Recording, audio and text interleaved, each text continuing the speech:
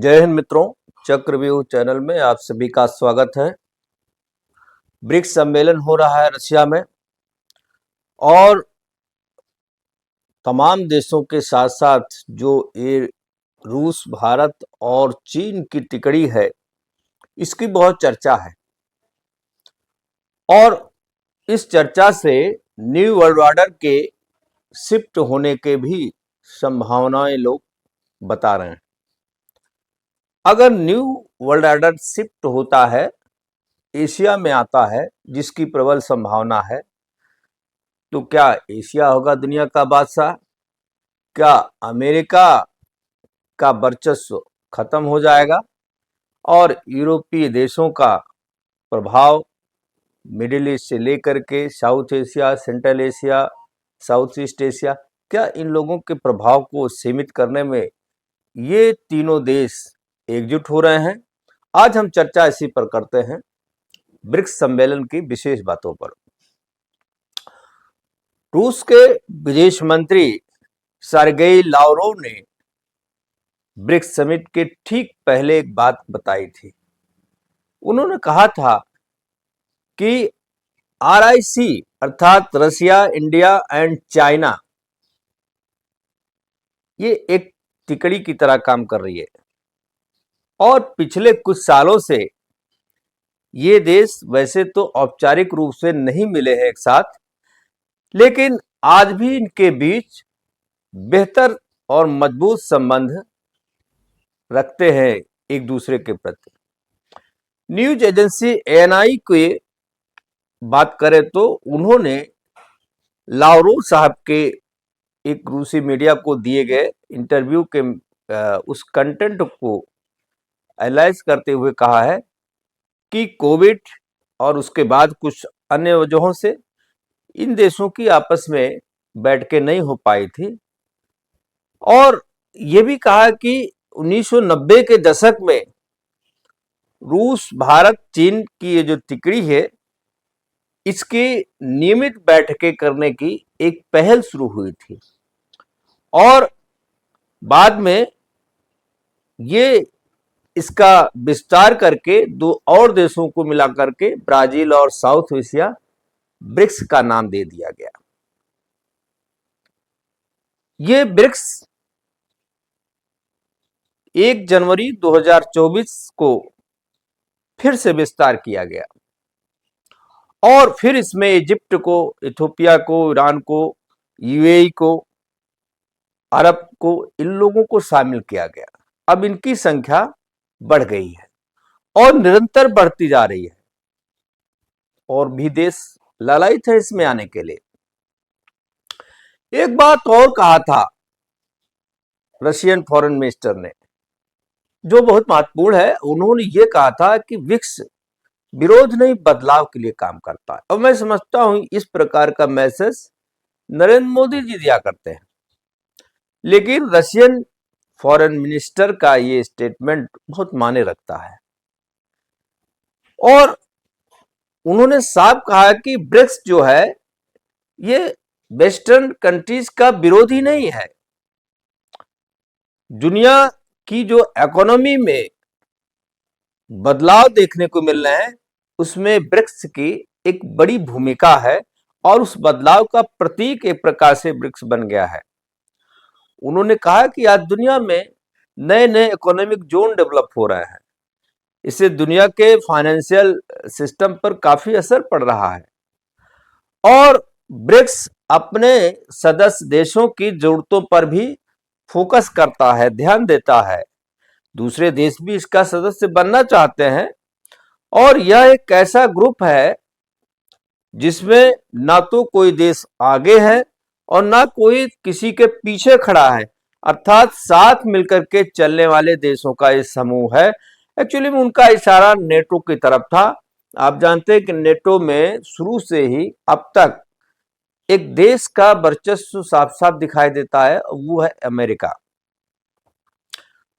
वैसे तो फ्रांस है, ब्रिटेन है, बहुत सारे देश हैं, यूरोपियन देश हैं, ताकतवर देश हैं, लेकिन कहीं न कहीं अमेरिका का वर्चस्व उसमें दिखाई देता है। ऐसा लगता है कि नेटो की लीडरशिप अमेरिका के हाथों में है, लेकिन ब्रिक्स में ऐसा नहीं है। उन्होंने साफ कहा है कि इसको ना तो रसिया हैंडल कर रहा है, ना इंडिया हैंडल कर रहा है, ना चाइना हैंडल कर रहा है, ना ब्राजील या साउथ अफ्रीका में कोई हैंडल कर रहा है, ना आने वाले देश कोई हैंडल करेंगे। ये सब मिल करके साथ चलने वाले देशों का संगठन है। अब ब्रिक्स क्या है, यानी ब्राजील, रसिया, इंडिया, चाइना और साउथ अफ्रीका को मिला के जो बना है, इसके बारे में थोड़ा जान लेते हैं।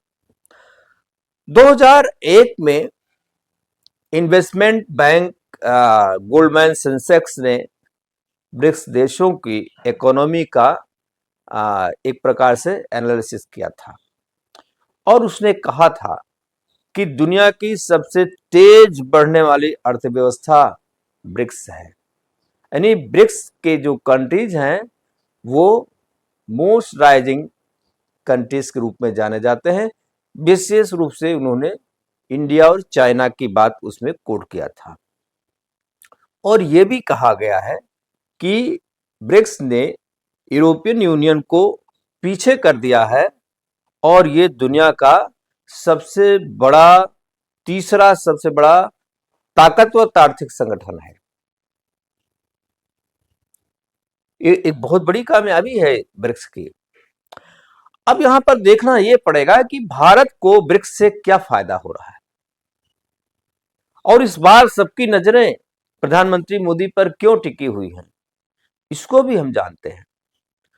भारत हमेशा से ब्रिक्स जैसे संगठनों के लिए प्रतिबद्ध रहा है। प्रतिबद्धता भारत की पहचान है, ये पूरी दुनिया जानती है।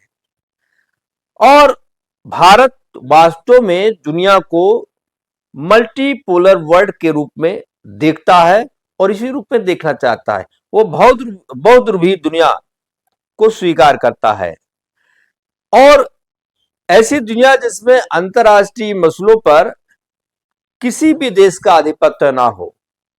जो पश्चिमी देशों का आधिपत्य देखा जा रहा है मामले में, ये भारत इसको स्वीकार नहीं करता। और पिछले वर्ष जब ब्रिक्स के विदेश मंत्रियों की बैठक हुई थी तो भारत की ओर से फॉरेन मिनिस्टर एस जयशंकर जी ने इसका स्पष्ट संकेत भी दिया था कि दुनिया अब बहुध्रुवीय है और अब इस पुराने नजरिए को बदलना चाहिए। पुराने नजरिए से इसे देखना ठीक नहीं रहेगा कि दुनिया बाइपोलर है, यूनिपोलर है, किसी एक देश के नेतृत्व में दुनिया चल रही है। हमेशा भारत ने बहुत से मंचों के जरिए वैश्विक मंच पर अपनी उपस्थिति बड़ी दमदारी के साथ, मजबूती के साथ रखी है। जब भी जहां मौका मिला है खुल करके वो बातें कही है जो दुनिया के हित में है। ब्रिक्स भी भारत के लिए एक मंच है जिसके जरिए वो ग्लोबल साउथ की आवाज एक प्रकार से बन रहा है।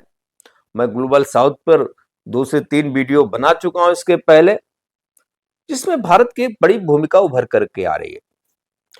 और इस बार की बात करें तो ब्रिक्स सम्मेलन के दौरान दुनिया के देशों की नजर सबसे अधिक भारत पर पड़ी हुई है, फोकस है। और चूंकि वहां प्रधानमंत्री नरेंद्र मोदी जी शिरकत कर रहे हैं, इसलिए दुनिया देख रही कि वहां क्या हो रहा है। रूस यूक्रेन युद्ध के चलते अमेरिका और यूरोप ने रसिया पे जिस प्रकार से प्रतिबंध लगाए थे और रूस के साथ भारत की दोस्ती किसी से छिपी नहीं है। बड़ा पुराना ट्रैक रिकॉर्ड है फ्रेंडशिप का और रिलायबल ट्रैक रिकॉर्ड है। ट्रस्ट करते हैं दोनों देश एक दूसरे पर, ये ट्रस्टीशिप पर टिका हुआ है। चीन और अमेरिका के बीच तनातनी चल रही, रूस के साथ तो चली रही थी। चाइना भी अमेरिका के सीधे निशाने पर रहता है, जबकि रसिया और चाइना दोनों लगभग एक दूसरे के करीब रहते हैं। तमाम कुछ विवाद, सीमा विवाद और कुछ विवाद भी चलते रहते हैं, लेकिन वैश्विक स्तर पर संतुलन देने के लिए ये दोनों देश एक साथ रहते हैं। ऐसे में अमेरिका और यूरोप ये चाहते हैं कि भारत को इन दोनों देशों से दूर किया जाए, अलग किया जाए। रसिया से भी अलग करने की कोशिश हो रही, चाइना से तो खैर कोशिश आसानी से हो जाती, क्योंकि चाइना और भारत का अपना एक संघर्ष का भी इतिहास है, विवाद का इतिहास है और पिछले दिनों में भी बहुत कुछ हुआ है। तो इसलिए दुनिया की नजरें इस पर है कि ब्रिक्स सम्मेलन में भारत का क्या रुख होता है, क्या निर्णय होता है। वहीं रूस के जरिए भारत चीन के सामने भी अपने इन मुद्दों को उठा सकता है, जो चीन की सीमा विवाद से, सामरिक विवाद से या अन्य प्रकार के जो मुद्दे हैं। क्योंकि चीन पर दबाव डालने के लिए रशिया का उपयोग भारत कभी कभार करता रहा है, और चीन भी भारत पर दबाव बनाने के कभी न कभी या भारत को मनाने के लिए, समझाने के लिए वो भी रशिया का उपयोग करता रहा है। देखिए, चीन की दादागिरी तो है। अभी पिछला वीडियो मैंने डाला था, भूटान पर उसने कुछ गांव बसा लिए हैं। कोई ऐसा पड़ोसी देश चीन का नहीं, नॉट ए सिंगल कंट्री, कि जिससे उसका विवाद ना हो, खास तौर से सीमा विवाद। इतना बड़ा देश होने के बावजूद वो कहां तक अपनी सीमाओं को विस्तार करना चाहता है, ये समझ से परे है। ऐसा क्यों करना चाहता है? अगर ये छोड़ दे, इस नीति को बदल दे, विस्तारवादी नीति से बाहर आ जाए, तो मैं समझता हूं कि इसमें चीन का भी फायदा होगा, भारत का भी फायदा होगा। सभी पड़ोसी देश चीन पर विश्वास करने लगेंगे और चीन जो है कि राजनीतिक स्वीकार्यता बनने लगेगी। अन्यथा बनेगी नहीं, क्योंकि पड़ोस में अगर आपने माहौल बिगाड़ दिया है तो दुनिया के किसी क्षेत्र में आपकी स्वीकार्यता नहीं बन पाएगी। ब्रिक्स कितना मजबूत है, इसको भी समझना चाहिए। देखिए, ब्रिक्स के जो मेंबर हैं, वो अगर देखें, सबका मिला दें तो लगभग 44% तेल का प्रोडक्शन ब्रिक्स देश करते हैं, क्योंकि उसमें यूएई और ये सऊदी अरेबिया, ये सब भी इसी में शामिल हो गए हैं। ब्रिक्स की मजबूती का अंदाजा इसी से लगाया जा सकता है कि आज दुनिया के सदस्य देशों, इसमें जो देश हैं, सारी दुनिया को आप मिला दें तो 44% ऑयल प्रोडक्शन की हिस्सेदारी एक बड़ा कंट्रीब्यूशन होता है। मैं समझता हूं कि जो 5 नए मेंबर हैं जो जुड़े हैं, और इन सब को अगर मिला दे, पुराने जो 5 थे, बाद में जो जुड़े, सबको मिला दे, लगभग 3.5 बिलियन पॉपुलेशन दुनिया की इस क्षेत्र में रहती है। 3.5 बिलियन पॉपुलेशन, बहुत बड़ी पॉपुलेशन इन देशों की है, मैं समझता हूं। और यह आबादी दुनिया का लगभग 45% होता है। अब अंदाजा लगाइए, एक संगठन में दुनिया के 45% आबादी के लोग जुड़े हुए हों, वो संगठन कितना बड़ा हो सकता है, कितना प्रभावशाली हो सकता है।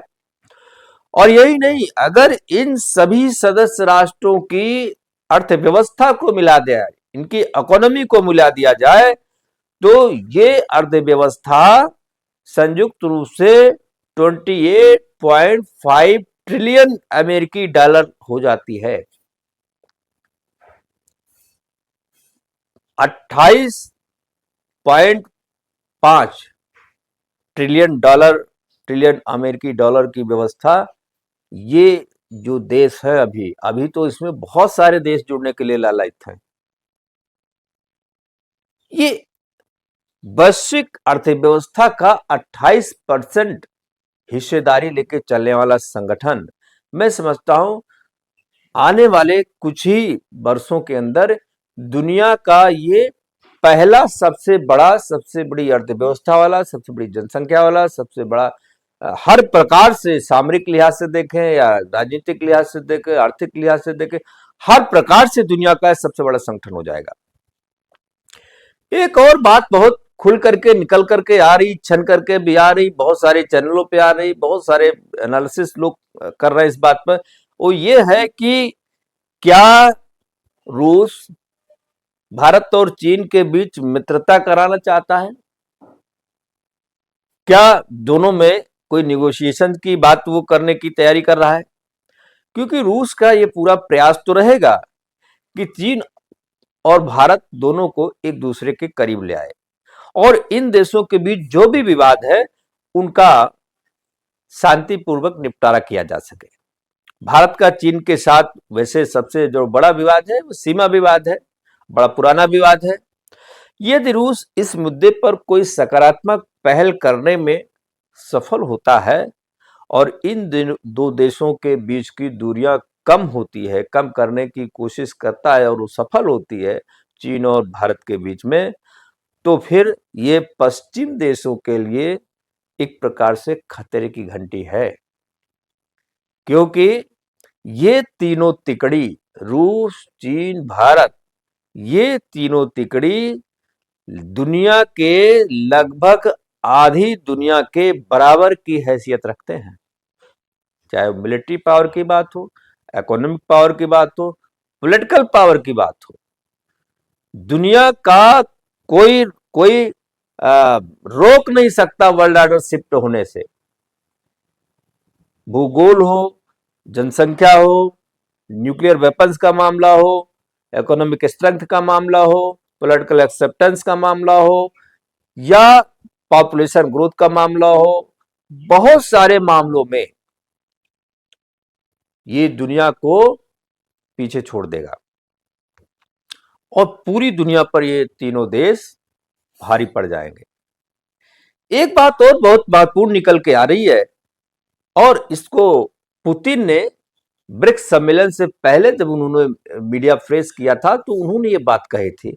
उन्होंने डॉलर के एक अधिकार को लेकर के कुछ बातें कही थी, और अमेरिकी डॉलर को अंतर्राष्ट्रीय मुद्रा के रूप में काम करता है। और जब रूस यूक्रेन युद्ध शुरू हुआ तो आपने देखा रसिया के ऊपर डॉलर के इस्तेमाल पर प्रतिबंध लगा दिए कि कोई देश डॉलर का इस्तेमाल नहीं कर पाएगा।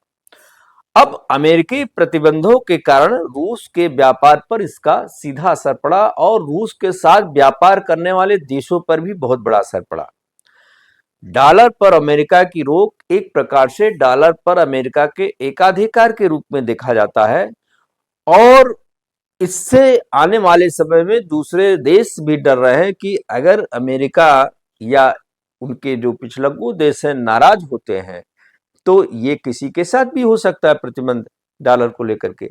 ब्रिक्स देशों में यदि कोई नई करेंसी का व्यापार समझौता होता है, कोई ऐसी योजना बनती है कि यूरोपीय संघ जिस तरह से यूरो उन्होंने बनाया मिलकर के, ऐसा कोई अमेरिकी डॉलर की दादागिरी रोकने के लिए ऐसी कोई करेंसी लॉन्च होती है, इस पर सहमति होती है, तो मैं समझता हूं अमेरिका को इस पर बहुत भारी क्षति पहुंच सकती है। वैसे इस प्रकार के समझौते आसानी से नहीं होते, एकमत होना बहुत आसान नहीं है, फिर भी कुछ न कुछ इनिशिएटिव लिया जा सकता है, और ऐसा होता है तो वर्ल्ड ऑर्डर चेंज होने में बहुत समय नहीं लगेगा, ये चीजें बहुत जल्दी हो जाएगी। और चीन और भारत के साथ आने की संभावना वैसे कम है, क्योंकि चीन पर सहज विश्वास करना भारत के लिए भी बेवकूफ़ी होगी। चीन को समझने समझाने में काफ़ी वक्त लगेगा, एकदम से चीन पर भरोसा नहीं किया जा सकता है। उसकी विस्तारवादी जो नीतियां हैं, उसके जो वैट ट्रैक रिकॉर्ड का जो मामला है, गुड ट्रैक रिकॉर्ड उसका रहा नहीं है, उसको सहज रूप में लिया नहीं जा सकता है, इतनी जल्दी भरोसा किया नहीं जा सकता है।